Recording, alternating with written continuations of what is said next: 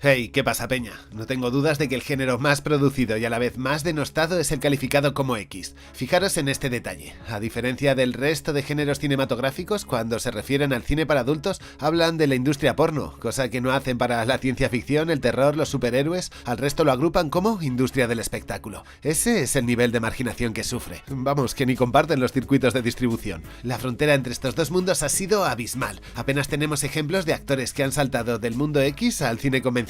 Existen demasiados prejuicios. Aún así, hubo un momento de la historia del séptimo arte en el que el cine para adultos empezó a verse en salas convencionales, a atraer la atención del gran público y a recibir comentarios positivos de la crítica. A esa etapa se la conoce como la edad de oro del cine X y resultó ser una auténtica revolución en todos los sentidos, al punto que la primera serie de la historia que tiene continuidad a lo largo de los capítulos perteneció a esta corriente de cine. Digo el título para los cinéfilos más obsesivos que necesitan saberlo todo. Es Johnny Watt. Por cierto, muchos fragmentos los tenéis aquí en YouTube porque es muy de culto. Durante más de 15 años ese tipo de cine estuvo cosechando taquillazos al punto que El Diablo en la Señorita Jones logró colarse entre las 10 pelis más taquilleras de todo el año. Hoy vamos a analizar esa revolución. ¿Cuánto duró? ¿Entre qué años estuvo más activa? ¿Cómo surgió? ¿Qué le llevó a la quiebra? ¿Cuáles fueron las principales películas de esta etapa? ¿De qué iban? Muchas preguntas. Os he preparado un vídeo cargado de morbo, así que agarraros. La edad de oro del cine X tiene sus orígenes alrededor del año 1969, de la mano de Andy Warhol, con la película Blue Movie. Este fue el primer metraje de la historia que contenía material muy explícito y que se presentó en muchas salas comerciales en los Estados Unidos. Hasta entonces solo se habían estrenado en salas clandestinas, y por suerte o por desgracia sentó las bases de cómo debía de ser ese cine. Y esto lo digo porque Warhol mencionó respecto a la ausencia de argumento en Blue Movie que los guiones le aburren. Entonces, ¿qué es lo que tenemos delante? Dos personas metidas en la cama durante 1 hora y 40 minutos y otros 20 más en la ducha. ¿A qué se dedican? Bueno, a hablar de sus cosas y a disfrutar de sus cuerpos. ¿Es realmente explícita?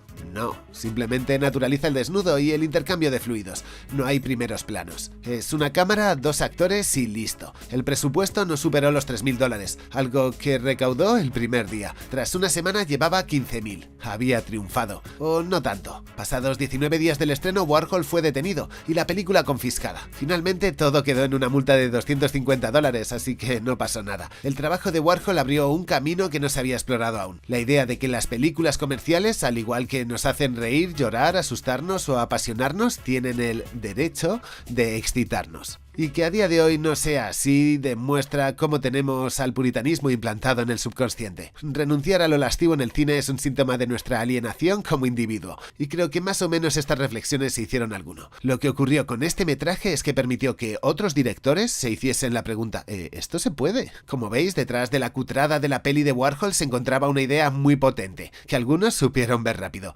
Tan solo un año después, en 1970, se estrena Mona, la ninfa virgen, que es considerado el segundo largometraje X con trama, muy entre comillas esto último. La película nos presenta a Mona sentada haciendo picnic junto a su chico, al que le explica que no puede tener relaciones con penetración porque le ha prometido a su madre ser virgen hasta el matrimonio, lo que no le impide hacer otras cosas en otros sitios, ya sabéis. Es decir, es una peli en la que casi nadie la mete dentro de nadie, algo bastante particular para este género, por cierto. Y de hecho no habría nada de nada si no fuese porque el novio se acuesta con la madre de Mona, raro. Aquí, a diferencia de la de Warhol, nos encontramos una que es muy explícita. Se gastaron en hacerla entre $5.000 y $7.000 y recaudó 2 millones, haciéndola una de las películas más rentables de la historia del cine y aún no hemos visto nada. De veras que este género causó un terremoto en toda la industria. Como se trataba de un tipo de producción muy clandestina y también rentable, los resultados llamaron la atención de la mafia italiana, más en concreto de la neoyorquina, que se convirtió en la principal distribuidora a nivel nacional con un tipo llamado Robert Di Bernardo a la cabeza.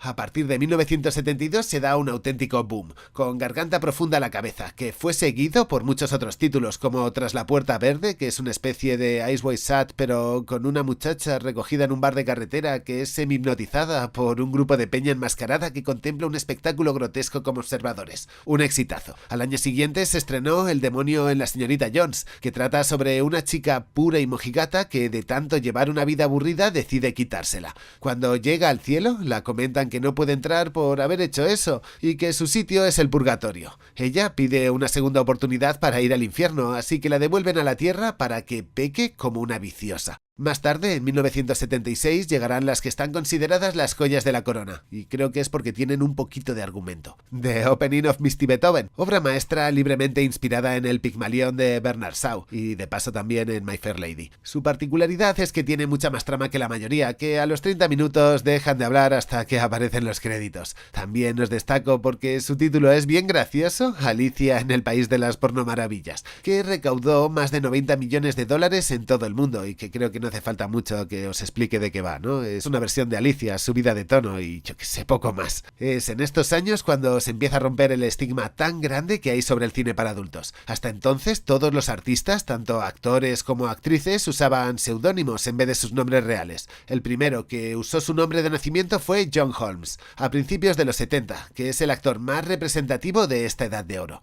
lo que dice mucho de cómo se naturalizó el género en aquella época. Aunque sin dudarlo, de todas las que he mencionado, la que más destaca, sin duda, fue Garganta Profunda, una cinta que pasó muy desapercibida durante su estreno. Por si no conocéis el argumento, trata sobre una chica que está frustrada de sus experiencias en la cama, hasta que descubre que tiene el clítoris en la campanilla y yo que sé, poco más que contar. Pues en un primer momento su estreno fue timidísimo. Era una de las tantas cintas que se estaban produciendo de la edad de oro X, hasta que la administración de Nixon puso sus ojos sobre ella. Decidió convertirla en el chivo expiatorio. Como hubo muchos intentos por censurarla, atrajo la atención del gran público, que cada vez abarrotaba más las salas, tanto que pasó a convertirse en un auténtico fenómeno de masas. Costó unos 47.000 dólares y recaudó unos, atentos, 600 millones. Tal vez sea la obra más rentable de toda la historia. Dudo que ningún otro film tenga esos resultados. De hecho, si conocéis alguna, escribídmelo en la caja de comentarios. Todos los intentos de Nixon por bloquearla fracasaron por culpa de la libertad de expresión, aunque sí lograron poner entre rejas al actor principal en un juicio muy polémico lleno de irregularidades.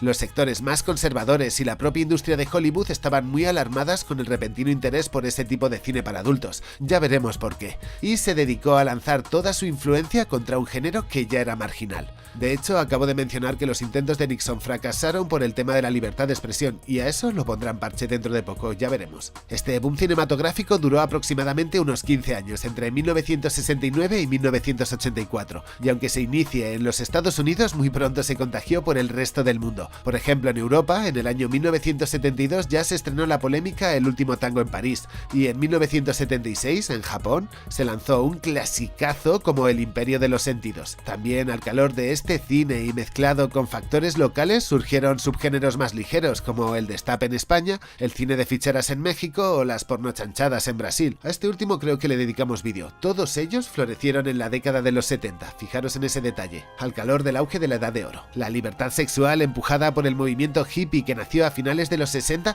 favoreció un ambiente de permisividad y de apertura de mente que favoreció la creación y el visionado de este tipo de pelis. En aquellos años además proliferaron mucho los cines de barrio, que además tenían sesiones nocturnas, lo que permitió un espacio para la proyección de las películas más subidas de tono. Todo favorecía el auge de este género, al punto que un crítico se dio cuenta de que todo eso era un gran fenómeno de masas al que definió como porno chic, y habló en un artículo de cómo ese tipo de cine iba a obligar a Hollywood a reformularse, ya que el fenómeno era tan grande que acabaría influyendo sobre la manera de hacer cine. Es decir, el público empezaría a reclamar escenas mucho más explícitas, aunque de fondo había otro problema.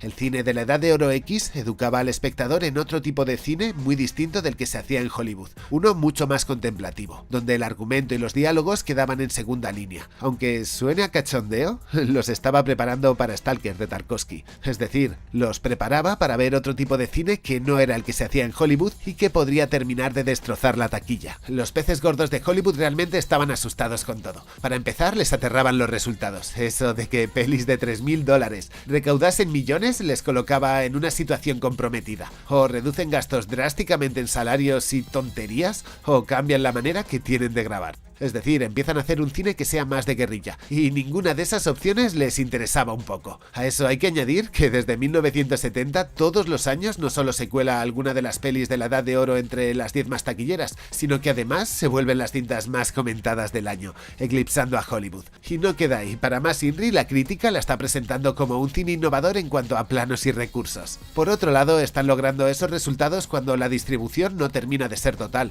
Muchas grandes salas se niegan a ponerlas, aún así así, solo a través de cines de barrio se meten en el top. La gente está dejando de ir a la sala de cine para ver una historia y está yendo en cambio para sentir emociones. O bueno, para estimular los sentidos. Uy, esto lo rompe todo. Se está buscando la sensación por encima de la trama, transformando radicalmente los hábitos de consumo del espectador. La respuesta de las grandes distribuidoras es hacer lo posible por frenar esta revolución en el mundo audiovisual. En un primer momento, plantean la misma estrategia que usaron para zancadillar al cine independiente. A esto también le dediqué vídeo y os lo dejaré por ahí en la descripción o en algún sitio. Si un cine pone ciertas pelis, las grandes distribuidoras no les enviarán sus estrenos, y por lo tanto matará al cine de turno por inanición. Es claramente un chantaje que busca la exclusividad. O pones lo mío o estás contra mí. Pero esa solución no terminó de funcionar porque existía todo un circuito pseudo-clandestino que operaba en las grandes ciudades. Los cines estos de medianoche que por ejemplo vemos en Taxi Driver. El siguiente paso que decidió dar la industria es usar el sistema judicial para atacar aquello que va en contra de sus intereses. Dios, tengo como flashbacks de Vietnam. Total, que encuentran un caso para lanzar una ofensiva al género audiovisual más marginado, el X. Descubren que hay una demanda relacionada con el tema desde donde se puede hacer cuña. Se trata del caso de Miller contra California. Este proceso reestructuró toda la industria, sacando de la primera enmienda el derecho a la libertad de expresión por temas relacionados con la pornografía, lo que significaba que crear contenido era algo clandestino y perseguible. Además, fue por algo que ni tenía que ver directamente con la filmación de ningún metraje. ¿De veras encontraron una grieta? Os cuento. Miller era un distribuidor de cine para adultos y un día tuvo la brillante idea de hacer un envío masivo de publicidad de su empresa a domicilios random. Los dueños de un restaurante, al abrir la carta y encontrarse a alguien ofreciendo unos servicios tan particulares, se escandalizaron y decidieron demandar. El juez consideró que la publicidad era ofensiva y que Miller era culpable. Esto sentaba un antecedente. El contenido considerado obsceno podría ser retirado y quedaba fuera de la primera enmienda, lo que permitió que se diese enredadas a estudios de grabación, que se detuviesen a muchos actores y, lo más importante, que todo el cine al estilo de la Edad de Oro X quedase vetado y fuese sacado de cada sala de cine de los Estados Unidos. Gracias a eso, la competencia estaba acabada y el negocio garantizado. Y es el mercado, amigos. Eso es todo, amigos. Y una vez más, la legislación al servicio del poder. Lejos de la mirada del gran público, continuó sobreviviendo, ahora sí, en la más absoluta clandestinidad. Perdieron calidad, dejaron de experimentar con planos y con un cine que era puramente contemplativo, y se las empezó a llamar películas de un día, porque era ese el tiempo que duraba el rodaje. Lo que quiere decir que al final no se le curraban nada. Es más, después del juicio del 73, ese género para adultos empezó a añadir más argumento y a seguir los convencionalismos de Hollywood para intentar colarse en las salas, perdiendo así su identidad a la vez que estaba intentando evitar una demanda por obscenidad. Y bueno, y aquí voy a dar un detalle que no viene muy a cuento, pero que es de color y todo esto. Hay que tener en cuenta una cosa en este tipo de rodajes: existen problemas que eran insolucionables en aquella época, que retrasaban todo. Recordad que aún no existía el Viagra. Se necesitaban equipos técnicos que eran solo aptos para sementales. Preparar las cámaras llevaba tiempo y a veces había que repetir tomas enteras. Vamos, que no era un cine fácil. Ay, esto no lo había mencionado, pero esta industria se benefició muy pronto de los avances técnicos de la época. Igual que pasó en los 90, creo que el primer vídeo que vimos muchos online fue alguna escenita a 320x200. Pues algo parecido pasó en su momento. La llegada de cámaras de 8 y 16 milímetros permitió el auge de un cine doméstico bastante desenfadado, que impulsó el nacimiento de la Edad de Oro. Es curioso que también el cine doméstico le diese la última estocada. En los años 80 empiezan a comercializarse las videograbadoras que permiten reproducir los VHS en casa. Eso mató totalmente los cines nocturnos, porque ¿quién iba a pelársela rodeado de desconocidos cuando puede hacerlo en el calor de su casa con la chimenea? A lo que hay que añadir que el tema este de que sean películas así largas terminó de extinguirse a finales de los 90 con la llegada de internet. La mala conexión exigía productos más breves, es decir, escenitas de 5, 10, 20 minutos. Además, había un gran aliciente para la audiencia: eran totalmente gratuitas. De esta manera surgieron esas escenas sueltas que inundan ahora la red. No hace falta que os explique mucho sobre esto último. Y es así como las películas X desaparecieron. Se convirtieron tal vez en el primer género cinematográfico que está extinto. Bueno, pues esta sería un poco la historia de la Edad de Oro del cine X. De todas maneras, si queréis profundizar un poco más en el tema, hay una película que está ambientada en este periodo. En el año 1997 se estrenó Boogie Nights, que hace una radiografía bastante precisa de cómo era ese submundo a finales de los 70 y principios de los 80. ¿Y qué conclusión podemos sacar de esto? Bueno, pues hoy volvimos a ver otro caso más de grandes aplastando pequeños, de gente que utilizó las leyes y el el sistema judicial como una herramienta para defender sus intereses. Que sepáis que el 15 de enero es el día que a mí me dan el paseillo. Soy Johnny Palo, estás en la Xteca y nos vemos en los vídeos.